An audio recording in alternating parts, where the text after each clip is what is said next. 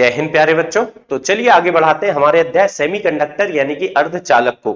यहां पर बेटा मैं एक बहुत इंपॉर्टेंट टॉपिक लेकर के आया हूं, आदर्श तथा अनादर्श पीएन संधि डायोड। तो ये आदर्श अनादर्श पीएन संधि डायोड जो होते हैं, ये बेटा खास करके आप अगर नीट और जेडबलई मेंस की तैयारी कर रहे हो, या तो आप नीट की तैयारी कर रहे हो बेटा या जेडबलई मेंस की, तो उसके लिए बहुत ज्यादा इंपॉर्टेंट है।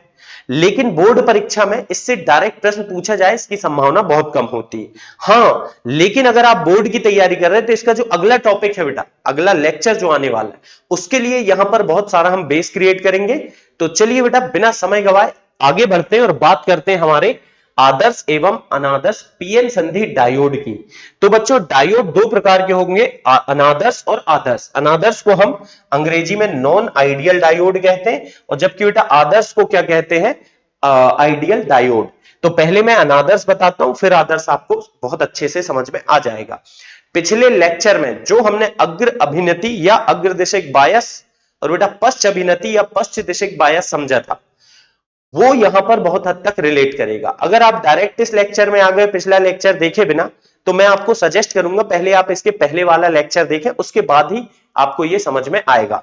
तो बच्चों हमने जो पिछले लेक्चर में जितनी भी बातें की थी अग्रदिशिक बायस और पश्च दिशिक बायस की, वो सब हमने किसके लिए की थी, आदर्श सॉरी बेटा अनादर्श पीएन संधि डायोड के लिए। तो हमने देखा था कि अगर हम अग्रदिशिक बायस करते हैं या बेटा अग्र अभिनति करते हैं, है ना, आप अग्रदिशिक बायस भी बोल सकते हो या बच्चों इसको अग्र अभिनति भी बोल सकते हो। तो अग्रदिशिक बायस में होता क्या था, हम किसी भी पीएन संधि डायोड को बैटरी से इस प्रकार से जोड़ते थे बच्चों कि बैटरी का धन सिरा डायोड के पीएन संधि डायोड के पी सिरे से जुड़ा हो। धन किससे जोड़ना पड़ता है बेटा, पी से, और ऋण जोड़ते हैं एन से। तो इसे हम कहते हैं अग्रदिशिक बायस या बच्चों अग्र अभिनति। अब इसमें हमने देखा था कि जब हम एकदम शुरुआत में वोल्टेज बढ़ाते हैं, ठीक है, शुरुआत में 0 था बेटा विभवांतर, फिर धीरे धीरे हम विभवांतर देते हैं, तो एकदम शुरू में तो विद्युत धारा बहुत कम मिलती है। क्यों बेटा, क्योंकि जो रोधिका विभव है, जो आंतरिक विद्युत क्षेत्र यानी अवक्षय परत के कारण जो आंतरिक विद्युत क्षेत्र आ रहा है, उसके कारण जो रोधिका विभव है, यह बेटा जैसे हम विभव प्राचीर कहते हैं, वो हमारे द्वारा दिए गए कुछ विभवांतर का हिस्सा खा जाता है। मतलब बेटा वो उसे क्या करता है, उसका विरोध करता है। हाँ, लेकिन जैसे हमारे द्वारा दिया गया विभवांतर, इस बैटरी का विभवांतर बेटा हम रोधिका विभव से बढ़ाते हैं, तो क्या होता है, फटाफट धारा प्रवाहित होने लगती, एकदम से धारा का मान बहुत ज्यादा बढ़ जाता है। और इसमें जो अवक्षय परत की चौड़ाई होती है वो लगातार बेटा कम होते जाती है, क्योंकि प्रतिरोध लगातार घटता है। मतलब इसमें हम ये बोल सकते हैं कि जैसे जैसे हम विभवांतर बढ़ाते हैं तो उससे क्या होता है बेटा, प्रतिरोध आर यानी प्रतिरोध है घटता है। और जब प्रतिरोध घटेगा तो हम कह सकते हैं बड़े आराम से कि अधिक मात्रा में विद्युत धारा प्रवाहित होगी। हाँ, लेकिन बेटा ये हम अगर बोले कि ओम के नियम का पालन करेगा तो बिल्कुल नहीं करेगा। ओम के नियम का पालन क्यों नहीं करेगा, क्योंकि बेटा ओम का नियम कहता है कि अगर मैंने विभवांतर शुरू में डबल किया तो धारा भी डबल होना चाहिए, विभवांतर और धारा समानुपाती होना चाहिए। लेकिन इसमें ऐसा नहीं होता, इसमें शुरू में तो धारा बिल्कुल नहीं मिलती बेटा, नाम मात्र की मिलती है, लेकिन धीरे धीरे एकदम से धारा का मान बहुत ज्यादा बढ़ जाता है। तो ये ओम के नियम का पालन नहीं करते हैं, इसलिए हम इन्हें अनओमिक प्रतिरोध सॉरी बेटा अनओमिक परिपथ कहते हैं। क्या बोलेंगे, अनओमिक परिपथ या बेटा नॉन ओमिक परिपथ। तो ओम के नियम का जो पालन करेगा, जो अभी तक हमने इतने पूरे फिजिक्स में बेटा पढ़ चुके हैं, वो है क्या, ओमिक परिपथ। वो ओम के नियम का पालन करता है, यानी कि उसमें विभवांतर और धारा एक दूसरे के समानुपाती होते हैं। लेकिन ये अनओमिक परिपथ है, मतलब कि ये ओम के नियम का पालन नहीं करेगा। इसका मैंने ग्राफ भी बनाया था, आज फिर से बेटा उस ग्राफ को हम 2-3 बार डिस्कस करने वाले हैं। तो इसमें क्या हो रहा है भाई साहब, विभवांतर जैसे ही हम बढ़ाते हैं प्रतिरोध घटता है, और घटता है तो धारा का मान एकदम से बहुत ज्यादा बढ़ जाता है। जबकि वहीं अगर मैं पीएन संधि डायोड को पश्च दिशिक बायस में जोड़ता हूं, मतलब बेटा पश्च दिशिक बायस करता हूं अगर मैं, या इसको हमने नाम दिया था पश्च अभिनति, है ना, बात एक ही होगी, बायस बोलो बेटा या अभिनति बोलो। तो पश्च दिशिक बायस में क्या कर रहे थे, चलिए देखते हैं। इसमें हम पीएन संधि डायोड को कुछ इस प्रकार से जोड़ते हैं बेटा कि बैटरी का ऋण सिरा P से जुड़ा होना चाहिए और धन सिरा N से जुड़ा होना चाहिए। मतलब अग्रदिशिक बायस का उल्टा करना है। ऋण सिरा बच्चों किससे जुड़ा होना चाहिए? P से, और धन सिरा बेटा जुड़ा होना चाहिए किससे? N से। ठीक है ना। अब इसमें क्या हो रहा था? इसमें तो बच्चों ये जो विभवांतर हम दे रहे हैं, यहां से जो विभवांतर हम बढ़ा रहे हैं, ये आंतरिक विद्युत क्षेत्र की ही दिशा में होता था। उससे क्या होगा? यह बहुसंख्यक आवेश वाहकों की गति का विरोध करेगा। यहां तो जो हमारे अग्रदिशिक बायस में हमने देखा कि हमारे द्वारा दिया गया विभवांतर बहुसंख्यक आवेश वाहकों की गति का सपोर्ट करता है, और ज्यादा गति होगी तो धारा बढ़ेगी। लेकिन बच्चों ये तो क्या कर रहा है? पश्च दिशिक बायस हमारे द्वारा दिया गया विभवांतर जो है, पश्च दिशिक बायस में हमारे द्वारा दिया गया जो विभवांतर है बेटा, वो क्या कर रहा है? बहुसंख्यक आवेश वाहकों की गति का विरोध कर रहा है, और इसके कारण इसमें धारा का मान बहुत कम मिलता है। और हमने ये भी देखा था कि जब हम पश्चाभिनति करते हैं तो उसमें जो हमारा अवक्षय क्षेत्र है या ह्रास क्षेत्र है बेटा, उसकी चौड़ाई लगातार बढ़ती है। चौड़ाई बढ़ रही है मतलब कि ये प्रतिरोध को लगातार बढ़ा रही है। प्रतिरोध बढ़ेगा बेटा तो उससे क्या होगा? धारा का मान बहुत कम होगा। इसमें क्या होता है? जैसे जैसे हम विभवांतर बढ़ाते हैं तो बच्चों क्या होता है? प्रतिरोध बढ़ता है। हमारे द्वारा बैटरी के द्वारा दिया गया विभवांतर बेटा बढ़ाने पर प्रतिरोध बढ़ेगा, और प्रतिरोध बढ़ने के कारण इसमें धारा बहुत कम होती है बेटा, है ना, बहुत कम होती है। नीचे की तरफ एरो मतलब कम हो रहा है, घट रहा है, और बेटा ये बढ़ने का निशान है ना। तो इस तरह से हम देख सकते हैं। अब अगर इसके लिए हम ग्राफ भी देखते हैं, एक अनादर्श पीएन संधि डायोड के लिए ग्राफ कैसा होगा, इस बात को हम यहां पर समझना चाह रहे हैं। और बच्चों यहां पर हम एक ही ग्राफ में अग्रदिशिक और पश्चदिशिक दोनों बायस की बात कर लेते हैं। पिछले लेक्चर में भी ये ग्राफ मैंने आपको बताया था। ये ग्राफ है बेटा विभवांतर V और धारा I के बीच में। यहां पर मूल बिंदु से हम बात शुरू करेंगे। जब बेटा विभवांतर 0 है तो धारा तो 0 होगी होगी, ठीक है। लेकिन जब हम अग्रदिशिक बायस करते हैं तो विभवांतर बढ़ाने पर, शुरुआत में विभवांतर बढ़ाने पर धारा बहुत कम होती है। और ये जो बहुत कम धारा है ये तो बेटा अल्पसंख्यक आवेश वाहकों के कारण होती है, इसलिए इसका मान बहुत कम है। तो शुरुआत में बेटा धारा बहुत कम है, बहुत कम है, और एकदम से धारा का मान बढ़ जाता है, ठीक है ना। विभवांतर देखिए शुरू में हमने बढ़ाए तो धारा का मान बहुत कम था, लेकिन विभवांतर के एक निश्चित मान पर, विभवांतर के एक निश्चित मान के बाद क्या होता है? धारा का मान एकदम से बढ़ने लगता है। और विभवांतर का ये जो निश्चित मान है बेटा, इसे हमने रोधिका विभव नाम दिया था, VB से प्रदर्शित कर रहे थे। जैसे ही हमारे द्वारा बेटा या बैटरी के द्वारा दिया गया विभवांतर क्या होगा? इस VB मतलब बेटा रोधिका विभव या विभव प्राचीर के मान से अधिक होगा, धारा एकदम से सटाक से बढ़ जाएगी। ये बात तो बेटा हमने किसके लिए की? ये बात की हमने अग्रदिशिक बायस या अग्र अभिनति के लिए। वहीं अगर मैं ग्राफ पश्च अभिनति के लिए बनाता हूं तो बेटा पश्च अभिनति में क्या होता है? पहली बात तो हम जो विभवांतर दे रहे थे हम उसकी दिशा बदल देते हैं। ऋण को जोड़ते हैं P से और धन को जोड़ते हैं बेटा N से, और विभवांतर ऋण की तरफ मतलब इस तरफ आएंगे तो धारा की दिशा भी बदल जाएगी। लेकिन बच्चों अफसोस की ये बात है कि धारा बहुत ज्यादा मिलेगी ही नहीं।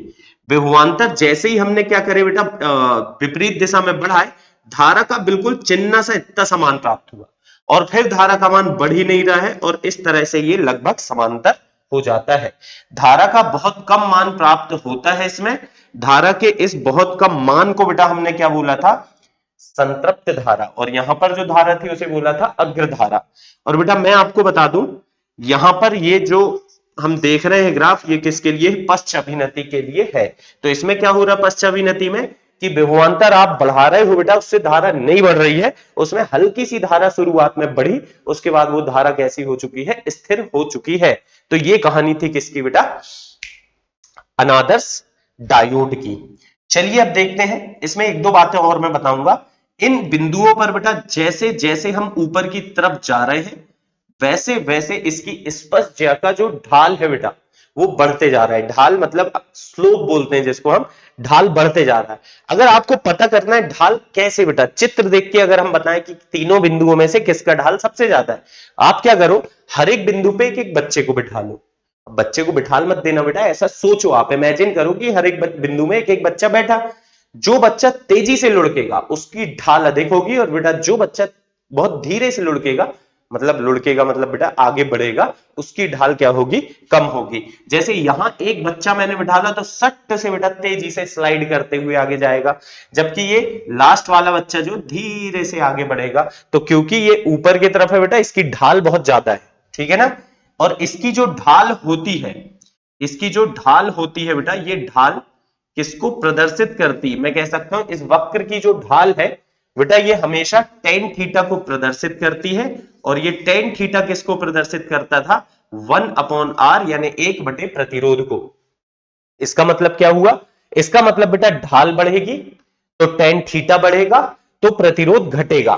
क्या मतलब हुआ बेटा, कि ढाल बढ़ेगी तो टेन थीटा बढ़ेगा, लेकिन टेन थीटा बढ़ेगा तो प्रतिरोध घटेगा, जबकि बच्चों टेन थीटा घटेगा तो प्रतिरोध क्या होगा, बढ़ेगा। ठीक है, तो यहां पर देखिए इसका टेन थीटा, इसका जो टेन थीटा बेटा इस बिंदु का सबसे ज्यादा रहेगा, इसकी ढाल सबसे ज्यादा है, मतलब इसका टेन थीटा सबसे ज्यादा रहेगा, तो इसका जो प्रतिरोध है बच्चों बहुत कम रहेगा। जबकि इस बिंदु की अगर मैं बात करूं तो इसमें क्या होगा, ये एकदम नीचे है बेटा, इसका ढाल कम होगा, मतलब टेन थीटा कम होगा, और टेन थीटा कम होगा इसका मतलब हम क्या बोल सकते हैं बच्चों, कि यहां पर प्रतिरोध क्या होगा, बहुत अधिक होगा। तो देखिए जब अग्र अभिनति में मैं विभवांतर बढ़ा रहा हूं, प्रतिरोध शुरू में ज्यादा है, धीरे धीरे प्रतिरोध घट रहा है, धारा बढ़ रही, घटना ही चाहिए था बेटा प्रतिरोध, हमने बोल ही दिया कि अवक्षय परत की चौड़ाई घटेगी मतलब प्रतिरोध भी घटेगा, ठीक है। और जबकि यहां पर अगर हम देखें तो यहां पर तो बेटा, अच्छा यहां पर जो ये क्षैतिज रेखा है उसके समांतर मिल रहा है ये, मतलब यहां पर जो टेन थीटा है बहुत कम है, टेन थीटा बेटा यहां पर क्या है, बहुत कम है, और टेन थीटा कम होने के कारण प्रतिरोध भी कम रहेगा, और प्रतिरोध कम होगा तो धारा का मान, सॉरी बेटा, टेन थीटा कम होने के कारण प्रतिरोध अधिक रहेगा और धारा का मान बेटा बहुत कम मिलेगा। यानी कि यहां पर विद्युत धारा बहुत थोड़ी सी बेटा, बहुत नाम मात्र की विद्युत धारा है, ठीक है। आती बात समझ में, तो ये था कंप्लीट बात मैंने किया एक अनादर्श डायोड के लिए। ये बातें तो बेटा मैंने पिछले लेक्चर में भी सारी की सारी बता रखा हूं, कोई नई बात मैंने नहीं किया हूं। हाँ, लेकिन अब मैं बात कर रहा हूं आदर्श पीएन संधि डायोड की। तो इसमें भी बेटा एक एक करके हम सारी बातें वही करेंगे कि अगर कोई पीएन संधि डायोड अग्रदिशिक बायस में है या बेटा अग्र अभिनति में है, अगर ये अग्र अभिनति में है तो क्या होगा, तो इसमें जोड़ेंगे तो बेटा ऐसे ही जैसे यहां जोड़े थे, यहां क्या हो रहा था, वोल्टेज बढ़ा रहे थे, प्रतिरोध घट रहा था, धारा बढ़ रही थी, वोल्टेज बढ़ाए प्रतिरोध घटा बेटा। अगर एक आदर्श पीएन संधि डायोड है तो जो प्रतिरोध घटते शून्य हो गया, प्रतिरोध कितना हो गया बच्चों, शून्य। तो जब प्रतिरोध शून्य हो गया तो धारा क्या हो जाएगी बेटा, धारा तो सर यहां पर अनंत हो जाएगी। भाई प्रतिरोध अगर शून्य है तो धारा अनंत है। और सोच के देख बेटा, एक ऐसा डायोड जिसमें से अनंत धारा प्रवाहित हो रही है, जिसका प्रतिरोध नाम मात्र का है, मतलब ये तो आपका सुचालक तार की तरह लगने लगा। सुचालक क्या करता है, अच्छी खासी धारा को प्रवाहित करता है, ये भी तो वही काम कर रहा है। मतलब एक आदर्श पीएन संधि डायोड अग्र अभिनति में सामान्य सुचालक तार की तरह, सामान्य सुचालक तार की तरह व्यवहार करता है। मतलब आप फिर डायोड को हटा के बेटा सीधा सीधा एक तार बना लो, एक धातु का सुचालक तार बना लो, बात एक ही होगी। कब, आदर्श में। अनादर्श में ऐसा नहीं है, घट रहा है इसमें, लेकिन बेटा जीरो तक नहीं घटा प्रतिरोध, और धारा बढ़ रही है लेकिन अनंत तक नहीं बढ़ी। ये आदर्श है। और आप तो जानते हो बेटा, आदर्श जब बोलते हैं ना हम, लेकिन कोई भी चीज पूरी तरह आदर्श तो होती नहीं है। आपने जितना भी पढ़े होगे बेटा, जो भी चीजें पढ़े होगे, आदर्श विलयन पढ़े होगे, आदर्श गैस पढ़े होगे, और बाद में हम बोल देते हैं कि आदर्श कोई गैस है ही नहीं, कोई विलयन वास्तविक आदर्श है ही नहीं। तो आदर्श बेटा कोई चीज होती नहीं है, बस पढ़ने के काम की रहती है। तो एक्चुअल में तो चीजें इस तरह से काम करती हैं, लेकिन ये हमें पता रहना चाहिए, क्योंकि बेटा इससे जो सवाल आपको आते हैं नीट और जेईई मेंस में बहुत इंपॉर्टेंट होते हैं। तो आप आज से ध्यान रखना कि अगर आदर्श पीएन संधि डायोड आदर्श पीएन संधि बोलो बेटा, पीएन संधि डायोड बोलो, पीएन डायोड बोलो, सब एक ही है। तो अगर कोई आदर्श पीएन संधि डायोड अग्र अभिनति में है तो वह बेटा एक सामान्य सुचालक तार की तरह व्यवहार करेगा, उसका प्रतिरोध शून्य होगा और उससे धारा अनंत प्रवाहित होगी। ठीक है बच्चों, तो चलिए इस बात पे फिर अब आगे बढ़ते हैं हम, और इसी में देखते हैं कि अगर पश्च अभिनति होती तो क्या होता। पश्च अभिनति, ये बेटा पश्च दिशिक बायस भी कहते हैं इसे हम, तो क्या होता? कुछ नहीं होता बेटा। क्या होता यहां से हमें पता चल जाएगा। पश्च अभिनति में क्या हो रहा था, वोल्टेज बढ़ाने पे प्रतिरोध बढ़ रहा था, बढ़ रहा था, बढ़ रहा था, वोल्टेज और बढ़ा है, प्रतिरोध बड़ा बड़ा बड़ा बड़ा, कब तक बड़ा बड़ा बड़ा बड़ा, अनंत तक बढ़ गया बेटा। यानी कि प्रतिरोध बढ़ते बढ़ते बढ़ते बढ़ते अनंत की ओर चला गया, लगभग अनंत हो गया। और जब बच्चों प्रतिरोध अनंत है तो धारा लगभग शून्य हो गई, यानी ये धारा प्रवाहित नहीं हो रही, यानी कि एक कुचालक तार बन गया। या तो आप इसे कुचालक तार बोलो बेटा, या तो इसे हम ज्यादा अच्छा रहता है हम बोलते टूटा हुआ तार। क्यों? क्योंकि बेटा टूटा हुआ तार है तो उसमें विद्युत धारा प्रवाहित नहीं होगी। मतलब कि ऐसे में जो हमारा डायोड है बेटा, पीएन संधि डायोड, वह एक कुचालक, सॉरी बेटा कुचालक की तरह बोलो, या ज्यादा अच्छा होगा आप बोलो टूटे हुए तार की तरह। अगर देखो तार को तोड़ दिया तो धारा आगे जा पाएगी क्या? नहीं जाएगी, इसमें से भी धारा नहीं जा रही। ये तो था आपका एक सामान्य तार बेटा, सामान्य सुचालक तार, ये था सामान्य सुचालक तार, और ये बन गया बच्चों क्या? टूटा हुआ तार। मतलब हम बोल सकते हैं कि पश्च अभिनति में एक आदर्श पीएन डायोड किसकी तरह बेटा? टूटे हुए तार की तरह, टूटे हुए तार की तरह, टूटे हुए सुचालक तार लिख लो या बेटा तार लिख लो, बात एक ही है, वायर की तरह व्यवहार करेगा। ठीक है, मतलब इसमें से धारा बिल्कुल भी प्रवाहित नहीं होगी। अब ये दो बातों को बताने के लिए ही बेटा मैंने ये टॉपिक डिस्कस किया। ये दो बातें बहुत इंपॉर्टेंट है कि अगर आदर्श पीएन डायोड है अग्र अभिनति में, वह एक सुचालक तार की तरह व्यवहार करेगा, यानी कि बेटा सीधा सीधा स्ट्रेट वायर, शॉर्ट वायर जिसको अपन कहते हैं। और जबकि पश्च अभिनति में टूटे हुए तार की तरह, ब्रोकन वायर की तरह व्यवहार करेगा। ठीक है, अगर इसका ग्राफ बनाना चाहें तो वो भी बना सकते हैं बेटा, हम बना सकते हैं। चलिए देखते हैं, जैसे हमने यहां पर ग्राफ बनाया वैसे ही बनाना है, कोई बहुत बड़ा काम थोड़ी बेटा, कर लेंगे अपन। ये हम बना रहे हैं ग्राफ विभवांतर V और बच्चों धारा I के बीच में। ठीक है, ये ग्राफ है विभवांतर V और धारा I के बीच में। इस एक्स अक्ष में मैंने लिया विभवांतर और धारा लिया I। अब अग्रभिनति में देखो क्या हो रहा था।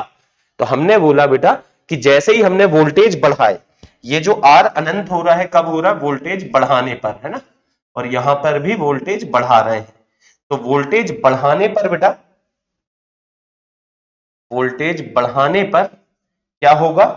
यहां पर R अनंत R जीरो हो जाएगा बेटा, मतलब प्रतिरोध शून्य हो जाएगा। प्रतिरोध शून्य है मतलब बेटा टेन थीटा, याद कर मैंने अभी बताया ना, प्रतिरोध किसको प्रदर्शित करता है? एक बटे प्रतिरोध मतलब टेन थीटा। अगर प्रतिरोध कितना है? शून्य। सोच के देखो बेटा, हमने बोले कि टेन थीटा किसको प्रदर्शित करता है? टेन थीटा सर एक बटे आर को प्रदर्शित करता है। अगर ये शून्य हो गया तो एक बटे शून्य अनंत, टेन थीटा अनंत की तरफ जाएगा बेटा। मतलब थीटा कितना होगा सर? टेन 90 का मान कितना होता है बच्चों? टेन 90 का मान तो होता है सर अनंत। ठीक है ना, आप अगर याद होगा बेटा, आपने पढ़े होंगे टेन 90 का मान अनंत होता है, तो यहां पर मतलब थीटा 90 होना चाहिए। अब थीटा 90 तो रहेगा बेटा, चलो देखते हैं कैसे। हमने बोला कि जैसे ही हमने वोल्टेज थोड़ा सा बढ़ाया, धारा एकदम से बेटा अनंत हो गई। धारा एकदम से कितनी हो गई? अनंत। तो अब देखो ये जो थीटा है, थीटा हमें कितना मिल रहा है? 90 मिल रहा है बेटा, और थीटा बराबर यहां 90 है। और चूंकि टेन 90 कितना होता है? टेन 90 होता है बच्चों अनंत। इससे आर कितना होगा बेटा? इसका व्युत्क्रम, अनंत का व्युत्क्रम होगा 0। ठीक है, आर 0 हो जाएगा। जबकि पश्च अभिनति में देखिए, पश्च अभिनति में क्या हो रहा है? आर अनंत है बेटा, मतलब कि थीटा इस बार 0 होना चाहिए, टेन 0 आएगा, है ना। तो इसीलिए जैसे ही वोल्टेज बढ़ा है, धारा तो आपको बिल्कुल नहीं मिली बेटा, धारा 0 है। साफ साफ हमने लिख भी दिए, धारा कितनी 0 के आसपास होती है, तो इसीलिए बेटा इस तरह का ग्राफ मिल जाएगा। यहां पर देखिए क्षैतिज के साथ ये रेखा कितना कोण बना रही है, थीटा 0 है, और tan 0 कितना होता है बच्चों, tan 0 होता है 0, यानी कि r होगा बेटा इसका व्युत्क्रम मतलब अनंत। तो इस तरह का ग्राफ होगा। हालांकि ये ग्राफ का कोई महत्व नहीं, महत्व तो बेटा ये दो बात है जो मैंने आपको बताया इसका। चलिए फिर आगे बढ़ाते हैं टॉपिक को और आगे समझते हैं हम कि कैसे पीएन संधि में भंजन होता है। बहुत इंपॉर्टेंट टॉपिक है बेटा, कैसे ये पीएन संधि में भंजन होगा इस बात को हम समझना चाह रहे हैं। और अब मैं आपको बता दूं, आज का पूरा लेक्चर अब हम केवल और केवल बेटा किसकी बात करेंगे, पश्च दिशिक बायस की। पश्च दिशिक बायस, या बेटा इसे हम और क्या कहते हैं, पश्च अभिनति या उत्क्रम अभिनति। तो अब पश्च दिशिक बायस में हमने क्या देखा था, हमने देखा था बच्चों, ग्राफ को फिर से बनाना पड़ेगा। हाँ बेटा मेहनत करना पड़ेगा, आपको भी करना पड़ेगा। आप भी कोशिश करिए कि जितने बार जरूरत हो ग्राफ को बना लीजिए बेटा, ताकि आपको ऐसा याद हो जाए कि चाह के भी आप भूल ना सको, है। तो चलिए ये आपने मान लीजिए विभवांतर और किसके बीच में बेटा, विभवांतर और धारा के बीच में बनाया, सॉरी उल्टा ले लिया बेटा मैंने, विभवांतर और धारा के बीच में हमने ग्राफ बनाया। अग्रभिनति अभी अभी बताया बेटा मैंने, शुरू में धारा बहुत कम रहेगी, एकदम से धारा का मान बहुत बढ़ जाएगा, ये बार बार बता चुका हूं, ये अग्रभिनति की कहानी। पश्चाभिनति में क्या होगा बेटा, विभवांतर जब विपरीत दिशा में लगाया जाएगा, धारा का मान बिल्कुल चिन्ह सा आएगा, वो भी अल्पसंख्यक आवेश वाहकों के कारण, और ये मान बेटा छोटा सा मान आकर के स्थिर हो जाएगा। स्थिर होने के लिए हम इस तरह की एक समांतर रेखा खींच देंगे। इस तरह से देखो, धारा का मान ये अग्रदिशिक बायस ये था और ये पश्चिदिशिक बायस है, ठीक है। मैं लिख देता हूं यहां पर, ये बेटा किसका ग्राफ था, अग्र का। अग्र की बातें मैं सब कुछ कर चुका हूं, अब मैं बात करने में बेटा इंटरेस्टेड हूं किसके बारे में, पश्चिदिशिक बायस के बारे में। देखिए वोल्टेज बढ़ा मतलब विभवांतर बढ़ा, धारा का मान छोटा सा बढ़ा बेटा, और वो मान स्थिर हो गया। अब इससे ज्यादा धारा का मान नहीं हो रहा, विभवांतर बढ़ाए धारा नहीं बढ़ रही बेटा, विभवांतर और बढ़ाए बढ़ाए बढ़ाए बढ़ाए धारा नहीं बढ़ रही। लेकिन हाँ, आपने अगर विभवांतर एक निश्चित मान से ज्यादा करे बेटा, क्षमता से बहुत ज्यादा कर दिए, तो जैसे ही बच्चों हमने विभवांतर को बहुत ज्यादा कर दिए, तो हम देखते हैं कि अचानक से धारा का मान अनंत हो जाता है बेटा। यानी हम कह सकते हैं धारा की एक तरह की बाढ़ आ जाती है, बहुत सारी विद्युत धारा एकदम से प्रवाहित होने लगती है। कुछ आई बेटा बात समझ में, क्या बोलना चाह रहा हूं मैं यहां बोलना चाह रहा हूं बच्चों कि जब हम पश्चाभिनति में विभवांतर बढ़ाते हैं तो शुरुआत में तो धारा का मान बहुत कम होता है, और बेटा यह कम मान निश्चित हो जाता है, स्थिर हो जाता है। लेकिन जैसे जैसे विभवांतर बढ़ाते हैं, शुरू में तो धारा नहीं बढ़ती, लेकिन विभवांतर का एक निश्चित मान से ज्यादा मान अगर हम करते हैं, विभवांतर का मान एक निश्चित मान से ज्यादा करते हैं, तो अचानक ढेर सारी विद्युत धारा प्रवाहित होने लगती है। मतलब मैं कह सकता हूं बेटा लगभग अनंत धारा यहां पर बहने लगती है। वोल्टेज का ये जो मान है बच्चों, जिस पर हमें पश्चाभिनति में अचानक से ढेर सारी विद्युत धारा मिल गई, वोल्टेज का ये जो मान है, विभवांतर का ये जो मान है बेटा, इसे हम बोलते हैं जेनर वोल्टेज। क्या बोलते हैं बच्चों, जेनर वोल्टेज, या इसे हम बोलते हैं एवलांस वोल्टेज। क्या बोलेंगे बच्चों, एवलांस वोल्टेज, या बेटा इसे भंजन वोल्टेज कहते हैं। क्या बोलेंगे बेटा, भंजन वोल्टेज। अब या तो एवलांस वोल्टेज, भंजन वोल्टेज, जेनर वोल्टेज। क्या होता है, हम बोलेंगे बेटा पश्च अभिनति में या पश्चदिशिक बायस में, पीएन संधि डायोड में विभवांतर का मान एक निश्चित क्षमता से ज्यादा करने पर, विभवांतर का मान एक निश्चित मान से ज्यादा करने पर, बढ़ाने पर धारा का अत्यधिक प्रवाह होने लगता है, अत्यधिक मात्रा में विद्युत धारा प्रवाहित होने लगती है। विभवांतर का वह मान जिस पर अत्यधिक धारा प्राप्त होती है उसे हम क्या कहते हैं बेटा, जेनर विभवांतर या एवलांस विभवांतर या भंजन विभवांतर। ठीक है, तो चलिए जेनर विभवांतर की परिभाषा लिख लें बेटा, बोर्ड परीक्षा में हो सकता है आपसे पूछ ली जाए। तो हम क्या लिखेंगे कि जब Pn डायोड या बेटा पीएन संधि या पीएन संधि डायोड, कुछ भी लिख सकते हो, सब एक ही बात है। पीएन डायोड की पश्च अभिनति में या बेटा पश्च दिशिक बायस में, पश्च अभिनति में क्या होता है, विभवांतर का मान, विभवांतर का मान एक निश्चित मान, एक निश्चित मान तक बढ़ाया जाता है,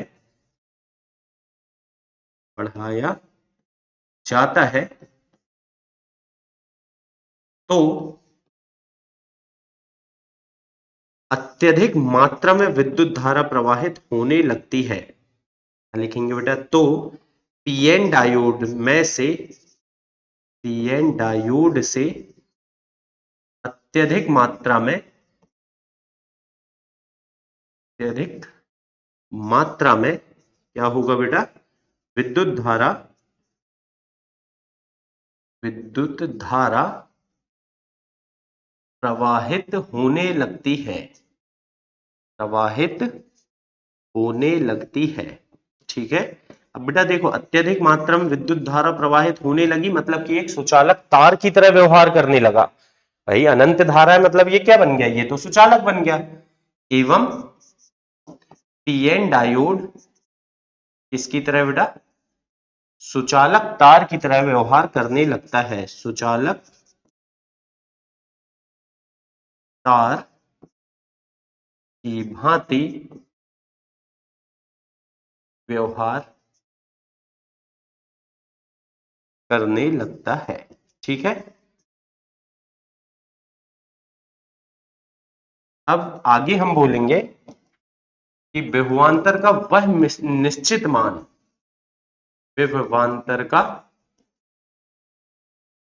क्या बेटा, वह निश्चित मान जिसमें पीएन संधि डायोड, पीएन संधि डायोड की पश्च अभिनति बेटा या पश्च दिशिक बायस, शब्द बदल बदल के लिखता हूं मैं ताकि आपको दोनों शब्द याद हो जाए, है ना।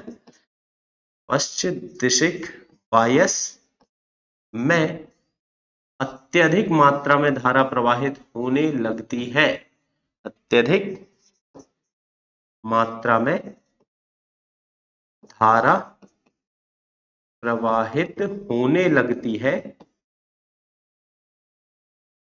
क्या कहलाता है बेटा,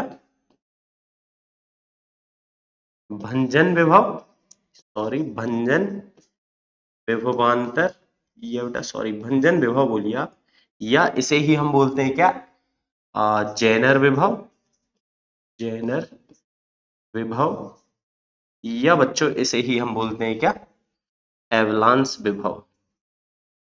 एवलांस ये एक अंग्रेजी का शब्द है, इसका हिंदी में भी मैं आगे चल के आपको बताऊंगा, लेकिन इसी नाम से भी बेटा हिंदी में भी हम बोलते हैं, कहलाता है। ठीक है, तो इस तरह से अगर ये परिभाषा आ जाती है बेटा तो बड़े आराम से आप लोग लिख सकते हैं।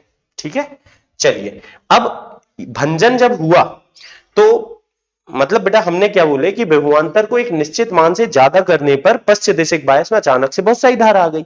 कहां से आ गई बेटा, तो कहां से आ गई, वो आई भंजन के कारण। भंजन का मतलब होता है बेटा विखंडन, टूटना। कौन टूटा, ये हम समझना चाह रहे हैं, यानी कि एक्चुअल में अब हम समझना चाह रहे हैं कि ये जो इतनी सारी धारा अचानक से आई, ये आई कहां से सर, क्या हुआ इसमें, तो मैं बताऊंगा बेटा भंजन हुआ इसमें, भंजन, या बच्चों जिसे हम क्या बोलते हैं, विखंडन। तो हम बड़े आराम से ये बात भी बोल सकते हैं कि पीएन संधि डायोड में भंजन या विखंडन के कारण पश्च दिशिक बायस में विभवांतर का मान एवलांस विभव या जेनर विभव या भंजन विभव के बराबर करने पर अत्यधिक धारा प्रवाहित होती। मतलब ये धारा अचानक से बढ़ी बेटा, धारा अचानक से ढेर सारी आई, इसका कारण कौन है, भंजन या विखंडन। ये जो भंजन है बेटा दो तरह का होता है, एक होता है आपका जेनर भंजन, क्या होगा बेटा, जेनर भंजन, और जबकि दूसरा होगा आपका कौन सा, एवलांस भंजन। ठीक है, एवलांस भंजन। एक एक करके इनको हम देखना चाह रहे हैं कि कब जेनर भंजन होगा और कब बच्चों एवलांस भंजन होगा। तो चलिए सबसे पहले हम बात करते हैं जेनर भंजन की। तो बेटा जेनर भंजन क्या होता है ये हम समझेंगे, लेकिन पहले हम ये देखें कि कब होता है। तो जेनर भंजन होने की दो कंडीशन है बेटा।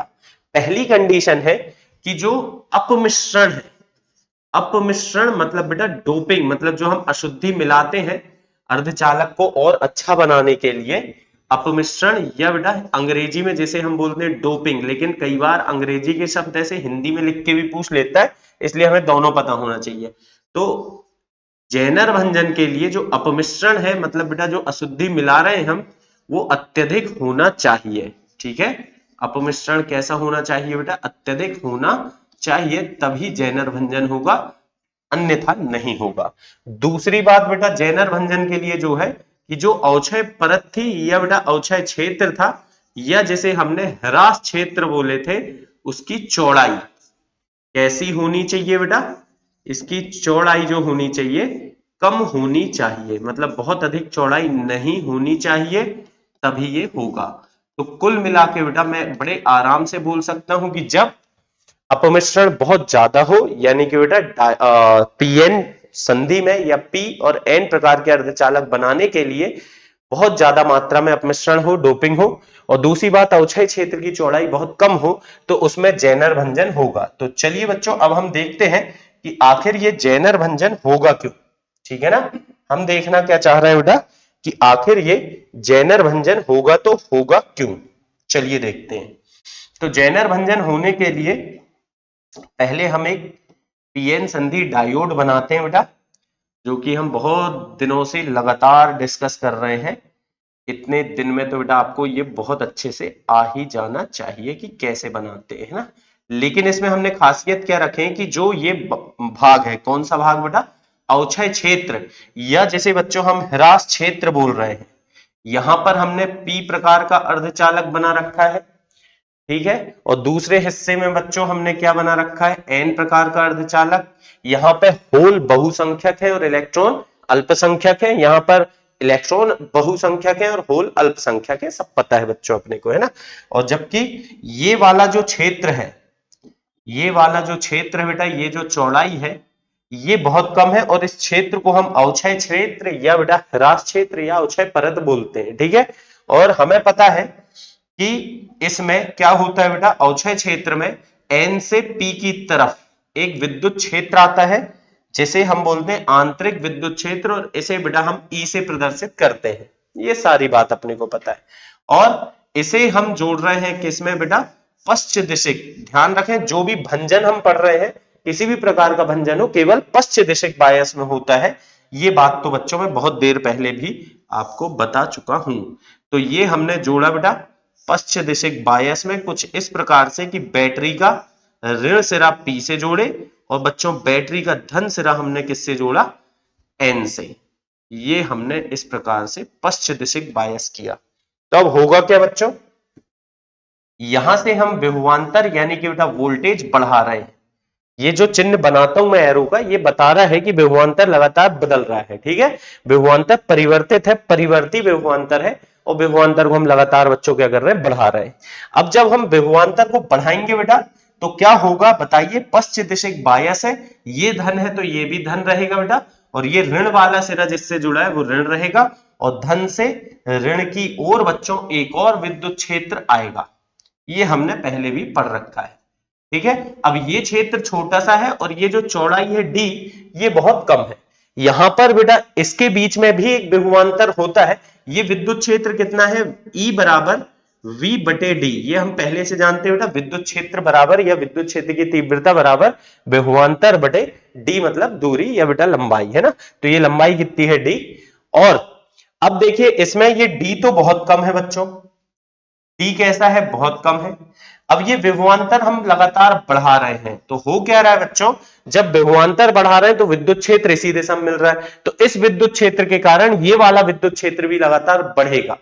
मैं क्या बोल रहा हूं आपको समझ में आ रहा है? जैसे जैसे हम विभवांतर बढ़ाएंगे तो बेटा विभवांतर बढ़ने के कारण देखिए यहां पर डी तो बहुत कम है लेकिन वी बहुत ज्यादा है बेटा, विभवांतर बहुत ज्यादा है, विभवांतर हम लगातार बढ़ा रहे हैं बढ़ा रहे हैं बढ़ा रहे हैं और जैसे जैसे विभवांतर बढ़ेगा तो विद्युत क्षेत्र भी बढ़ेगा। अब देखो विभवांतर बढ़ाए बढ़ाए बढ़ाए बढ़ाए बढ़ाए ढेर सारा विभवांतर लगाने पर ये विद्युत क्षेत्र भी ढेर सारा हो गया। जब बेटा ये विद्युत क्षेत्र बहुत ज्यादा होगा तो क्या होगा, चलिए यहां मैं आपको साइड में दिखाता हूं। तो बच्चों वही बात जो यहां हो रही है यहां पर मैं थोड़ा जूम करके दिखा रहा हूं, सोच लो कि हमारे इस अवक्षय क्षेत्र में क्या हो रहा है। देखिए अब वहां थोड़ी जगह कम है तो इसलिए मैं इसको यहां पर बच्चों साइड में ला करके बता रहा हूं आपको, तो आपको अच्छे से मेरी बात समझ में आ पाएगी।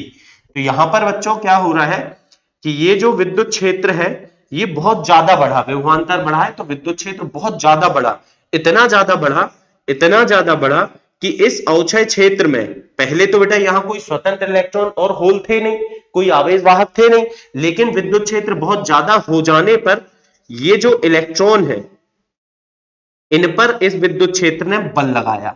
आप जानते हो बेटा इलेक्ट्रॉन विद्युत क्षेत्र पर बल किस तरफ लगाएगा, विद्युत क्षेत्र इस तरफ है तो इलेक्ट्रॉन पर बल लगेगा इस तरफ, और विद्युत क्षेत्र बढ़ रहा है बढ़ रहा है बढ़ रहा है, इस पर लगने वाला बल भी बढ़ रहा है बढ़ रहा है बढ़ रहा है, और जब विद्युत क्षेत्र एक निश्चित मान से ज्यादा हुआ तो वैसे ही बेटा इस पर लगने वाला बल बहुत ज्यादा बढ़ा और यहां का जो इलेक्ट्रॉन था बच्चों फटाक से बाहर निकल गया। ये इलेक्ट्रॉन बाहर निकला तो इसकी जगह में क्या बन गया बच्चों, होल। इलेक्ट्रॉन बाहर निकला क्योंकि विद्युत क्षेत्र ने बहुत सारा बल लगाया, तो इलेक्ट्रॉन बंध तोड़ के बेटा बंध का विखंडन करके भंजन करके बाहर निकल गया। इसी को हम भंजन बोल रहे हैं क्योंकि ये सहसंयोजी बंध जो है ये टूट जाते हैं बेटा, और बंध के टूटने से क्या होगा, एक इलेक्ट्रॉन बाहर निकला और साथ में बेटा एक होल भी बन गया, यानी कि इलेक्ट्रॉन होल युग्म की उत्पत्ति हुई, स्वतंत्र इलेक्ट्रॉन होल युग्म की उत्पत्ति हुई। और यहां बेटा स्वतंत्र इलेक्ट्रॉन और होल जैसे ही आए तो ऐसा तो नहीं है बेटा एक ही रहेगा, ऐसे ही इसमें ये बंध भी टूटेगा, ये तो यहां के मतलब अवक्षय परत में जितने भी सहसंयोजी बंध थे ये सारे बंध टूट जाते हैं बेटा, ये बहुत सारे बंध टूट जाते हैं, यानी कि अवक्षय क्षेत्र में ढेर सारे इलेक्ट्रॉन और होल की उत्पत्ति होती है, यानी कि बेटा आवेश वाहक आ जाते हैं, और ये आवेश वाहक जब आ गए तो क्या हुआ,